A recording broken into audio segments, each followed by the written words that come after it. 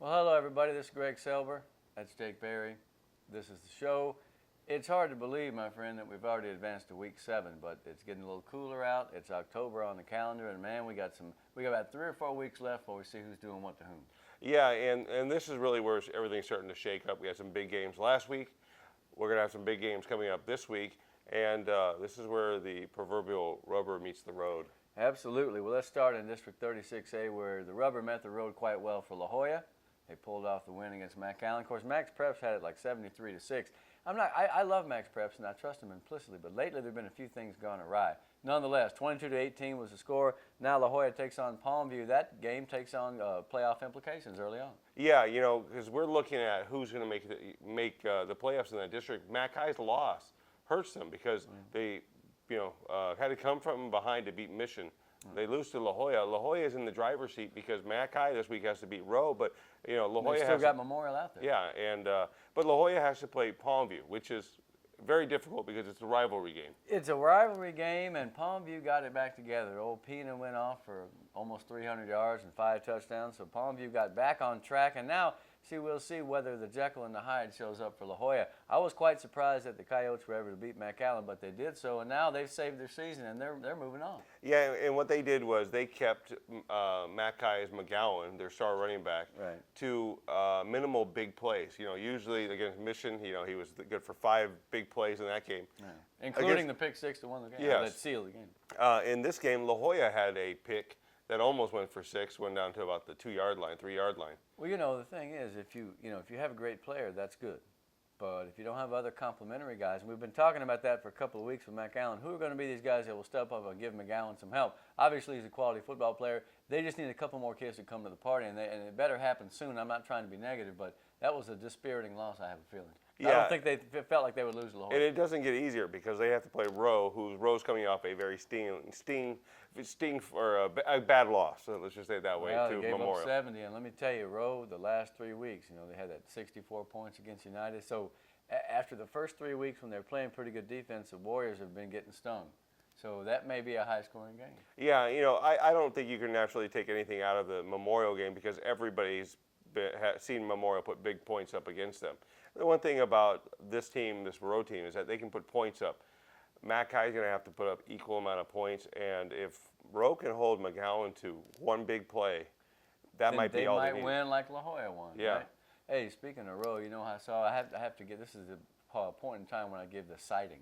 Bucky Rodriguez, I saw him over at True Fit the other day. You remember coaching Rowe, veterans. He was the coach of Sherryland back in the 80s when they were 3A. Did very well. I think they went 3 deep in 86. So always nice to see him. He's been in a ton of schools. Valley football wouldn't be what it is without Bucky Rodriguez. So, by the way, a pretty good quarterback for McAllen in the early 60s. Yes, he doesn't like to talk about his exploits. He's still in great shape, man. He lifts and runs. I've always enjoyed him. So every week I run into people I see, and I'm going to tell you all about it. How's that? Yeah, that sounds good. Back to 36A.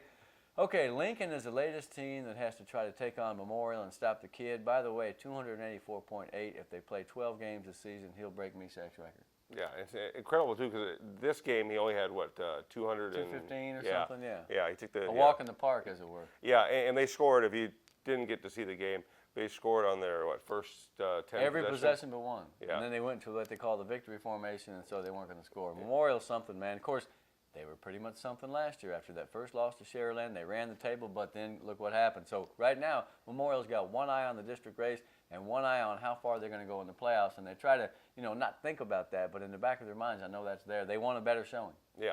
And I think they're going to get it. Yeah. I really and feel like they do have a saying this year, which is remember the feeling. So, they know what the feeling was of losing in the first round. And they're trying not to repeat that. Well, we're going to take a look. The next couple of weeks, we're going to get you up to speed on the districts that are away from here in San Antonio and Laredo and whatnot. But let's not worry about it right now. And I know Memorial's trying not to worry about it either. Right now, they got to take care of Lincoln. A Lincoln team that I have seen play relatively well. I'm worried about the quarterback, Obed Fernandez. Is he healthy or is he not? Yeah. And that is a question I cannot answer. But he's a big, strong kid, and he lends them a little more credibility with their attack. Let's see what they can do. But, boy, it's just hard to slow down that team. Emilio Mendez, man, he had a great game the other day. He's averaging 7.5 per carry. They've got – and here's the thing. They have other weapons. And they're throwing the ball. Yes, they are. DJ got 7 catches, 6 for touchdowns. Yeah. I think big quarterback Sanchez has like 16 completions, 10. I mean, somehow 18 completions, 12 for touchdowns. I mean, Yeah. so they'll throw it in the air. Yeah, and he's completing them. And the thing is, everybody's biting on the run, which opens Wouldn't it you? up. I mean, Yeah. yeah. So, you know that play action is eventually going to come, but you don't know when because they're going for those big runs. So And the it's difference hard. between them and Mac Allen is that they both got a great player, but the other kid, or the kid, has more people around him that can play. Yeah. Or that heretofore have played. I'm still holding out hopes that Mac Allen will find some other options and be a part of the race. I mean, they're in it right now, but they've got to beat Rowe. Yeah. I really feel like that's the key. All right, Mission is off. And that's another team like Palmview. Every other week they seem like, they're doing well. We had them going real well for a while, and then they got out-muscled by Palmview. Yeah. Which is strange because that's usually a very physical team. And, and it all could stem from the McAllen game. They put so much into that first game. They thought they had the game, and then to lose it in the last few possessions of the game kind of hurts. What did we tell you last week? That old rivalry is good for some fights. Yeah. The paper called it chippy, as if it was a surprise. Yeah. Not really. Okay, 31-6A. Let's begin with the battle that's been taking place since 1991. Edinburgh High, Edinburgh North. Here's your quick quiz. We always like to put him on the spot. He's a history guy. Who holds the series record edge between the Bobcats and the Cougars? I believe the Cougars do, don't they? 14-6, and there were two ties, including the first year they played, 91, which is quite a surprise. Edinburgh High comes in having scored 25 points and given up 251. I believe that's the numbers. They're 0-5. The last time they were 0-10 was 2007. They've only had 8 seasons since 1950 when they didn't win at least 3 games. Yeah. And so if something doesn't change, they're headed for a dismal season. But you know what? The last 6 games between these two teams have been decided by a total of 1 point, 97-96, including that 2012 8-3 game when Edinburgh High led the whole way, only to lose on a 24-yard touchdown on a 4th down play right at the last. I remember you that were one. there, man. Yep. So I expect it to be a great night. You know what they're going to do? Last week at North, they had all the cheerleaders from 91 to the present come back. There were hundreds of gals out there having a blast. It was fun. This week is the 50th reunion of the 1965 class of the Bobcats, and the coach, Fred Akers. Oh, wow. Who went on to coach at Wyoming and the University of Texas. He was inducted in the Hall of Honor the other day at the University of Texas because that's how good he was. And Pete Vela, former Memorial coach and Mercedes coach, told me that there were 30 or 31 guys from that team that went up to be part of that ceremony. So that's the Really? kind of neat stuff you're going to see at Cat Stadium on Friday. And I have a feeling the football game is going to be pretty competitive. I know that a lot of people are down on the Bobcats, but you know what? This is the night where they're going to do what they've done the last couple of years. They're going to play hard. Well, Edinburgh North needs this win. Edinburgh's playing for pride, but Edinburgh North Unless they get a winning streak Yeah. going. But right now where they're sitting, they need a win to kind of get something going. Yeah. Edinburgh North needs a win to get a chance to make the playoffs because if they don't, you're pretty much letting Economides get in the driver's seat because they already have a district win. That's right. And so here's the thing about North. Once again, last week they played well enough in stretches to win the game. Okay, it was 21-18. They were down. They had led at the half, by the way, 10-7. Okay, so Edinburgh North is down by 3. They're driving down the field, and they get a ball intercepted at the line of scrimmage. A kid jumped up and intercepted the pass and ran all the way down to the other end of the field.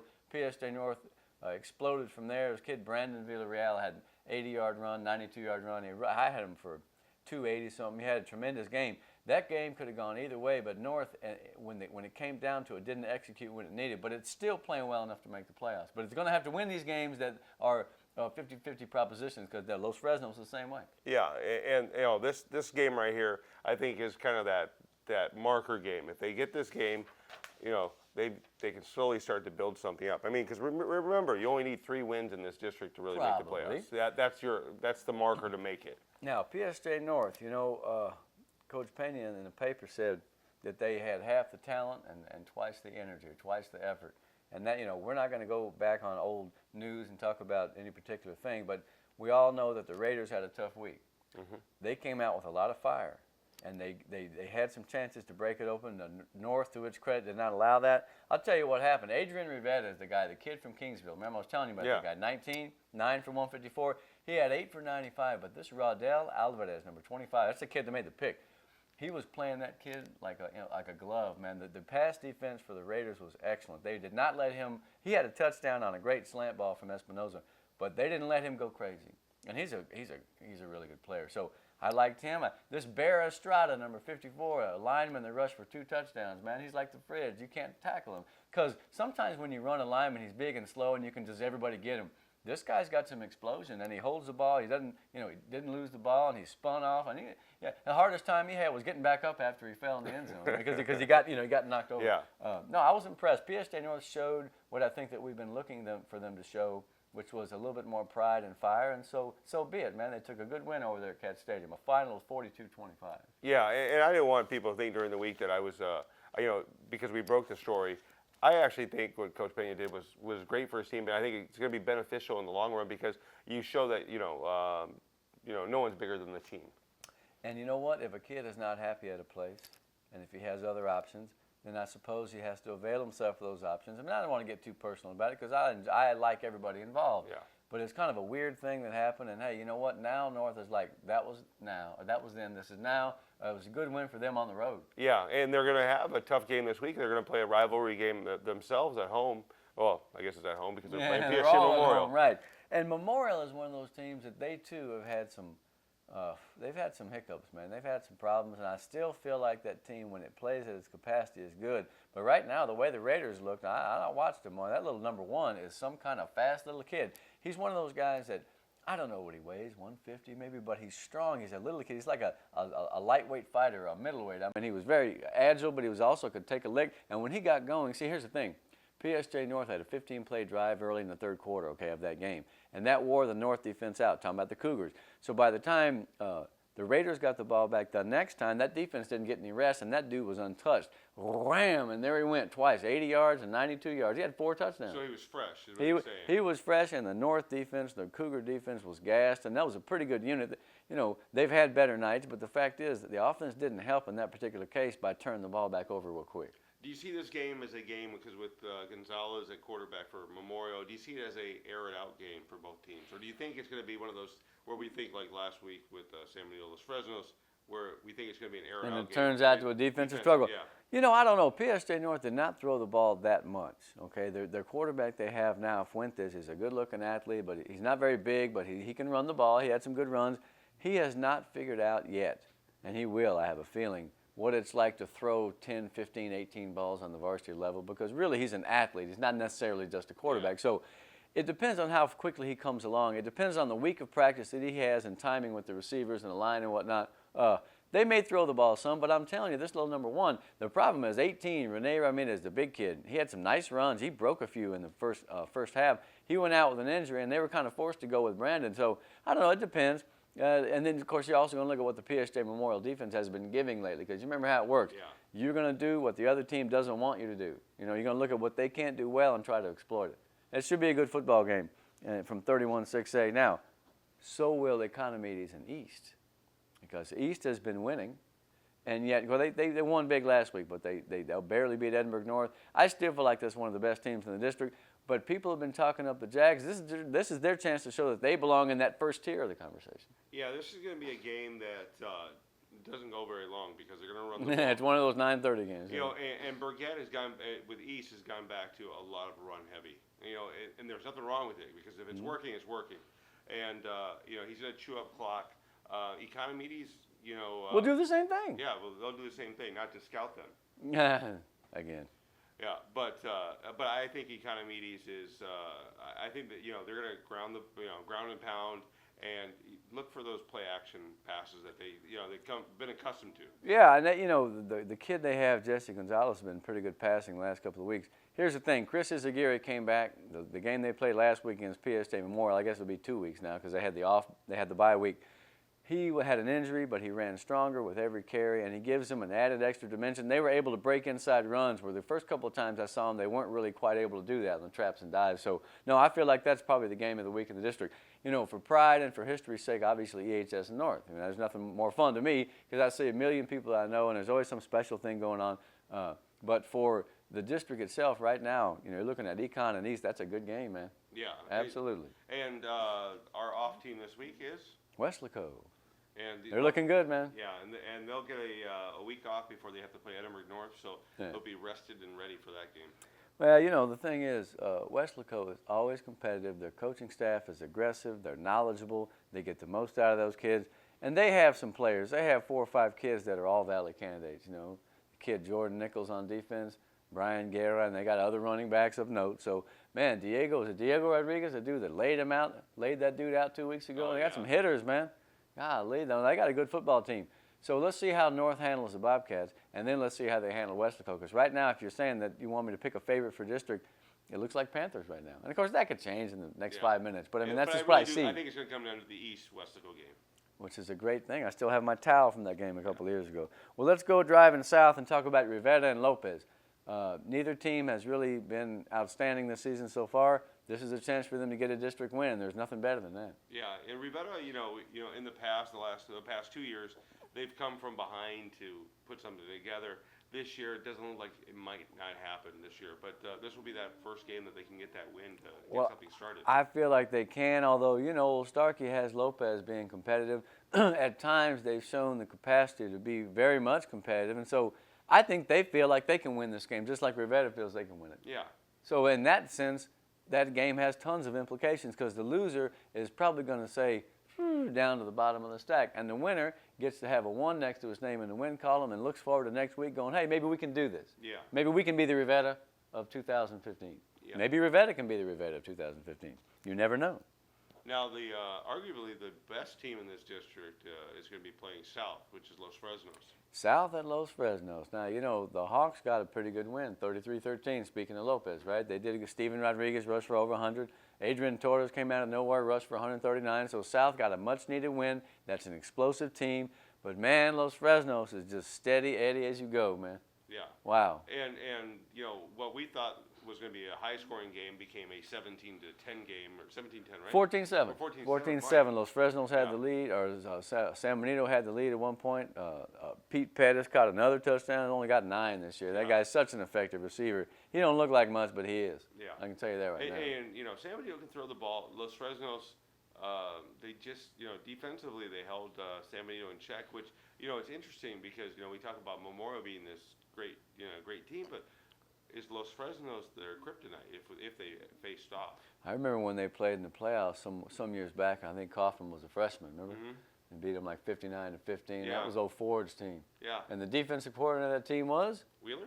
Wheeler, indeed, whom we will talk about really relatively quickly.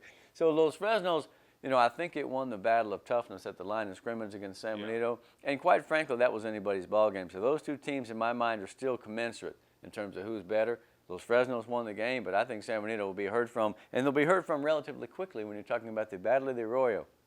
Them and Harlingen, man. Now, so San Benito lost, and Harlingen was behind to Hanna in the third quarter. They gave up a long catch-and-run touchdown. So by no means a dominant game by the Cardinals. So going into the Battle of the Arroyo, what do you see? What you know? Well, I was told that Hanna lost that game. Not so much that Harlingen won the game. That Hanna dropped about 20 passes in that game. Now, I don't know if that's true or not, but that's from what I was told from a scout. Well, Joe Cavazos wasn't dropping too many. He had 9 for 212. A sophomore for Hanna had that 94-yard catch and run. Is it a case of Hanna playing a good football game or Harlingen playing not their best? I don't know. We're going to find out, though, against San Benito. Looking ahead to this game. Possibly. It happens a lot. This is going to be one of those games where San Benito is either going to control Tienda or, you know, Harlingen is going to be able to control the two-headed monster that's over there. Right. You know, because good offensive players in this game. Yeah. You know, it's going to be a high-scoring game. Harlingen's not as big as they have been in the past, but they do fly to the ball. So, yeah. You know, great tackling team. So is San Benito, for that matter. I want to nominate this guy for the best body in high school football this year. High school. John Belmares, the big kid, 16 for San Benito. Guy's got pipes, man. You look at him, you're like, oh no, we're doomed, you know. And he's a good player, man. He's one of those guys in the San Benito defense that hasn't been accounted for yet, but man, he makes plays. Big kid, really big, tall, about 6'1", I think, something like that. Looks like, we get to see him in the first yeah, he looks like a college. He got a college football body, man. Yeah. And if he got enough skills, somebody may pay him to play for free. Yeah. What do you think of that? I think in this game, though, one thing that it's going to come down to Harlingen's speed. Harlingen's speed is either going to kill them or because they're either going to over pursue. And we've seen San Benito have a lot of cutbacks. They run a lot of cutbacks and draws and screens to Edward Alvarez. No, this shapes up as one of the best Harlingen-San Benito games in some time because I think the teams are relatively even in talent. Yeah, I think so too. So then it boils down to, are we going to have another, Arcoa's last-minute fast finishes like it did in the 70s? Remember that? Yeah. Alcoa presents last-minute finishes. I'll get that right one of these days. Anyway, I wish I could go to that game, and but I'm not. Yeah. I'm going to say I'm not. I'm not going to go see Vets and Hannah, but the way Hannah played, man, Brownsville Veterans have led a charmed existence. They got a lot of talent. They've gotten some breaks, and they've won all their ball games. And quite frankly, if you were to tell me who the pick you think is the best, maybe it's them. Yeah, and we've almost forgot about them the last couple of weeks Yeah. because they haven't had that marquee game. Excuse me. Right. But Hannah's not a tough.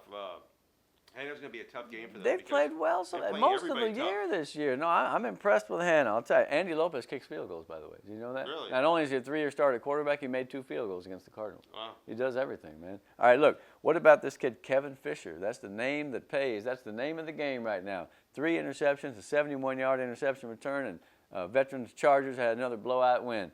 It's going to be hard for Hannah, but you know what? I feel like they're going to be competitive in that game. I think so, too. I think this game is going to be much like the Harlingen game where Vets can't overlook these guys because they got to take them serious.